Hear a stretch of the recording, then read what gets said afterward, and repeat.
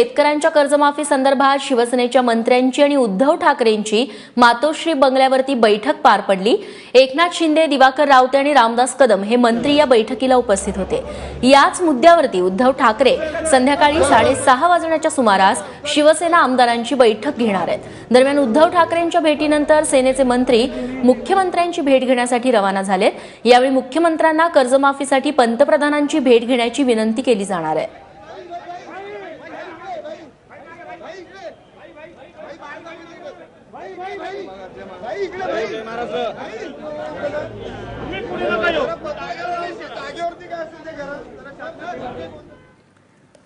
दरम्यान काही वेळापूर्वीच ही बैठक संपल्यानंतर रामदास कदम यांनी काय प्रतिक्रिया दिली आणि माहिती दिली आहे ती जाणून घेऊया।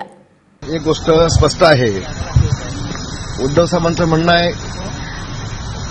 कामकाज देखील झालं पाहिजे आणि शेतकऱ्यांचा प्रश्न सुटला पाहिजे।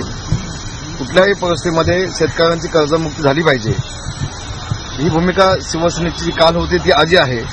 उद्धवजींची भूमिका तशीच आहे आणि म्हणून माननीय मुख्यमंत्र्यांसोबत बसून की तातडीनं त्यांनी दिल्लीमध्ये जावं, पंतप्रधानांना भेटावं आणि ठोस निर्णय घ्यावा अशा पद्धतीची भूमिका शिवसेनेची आहे।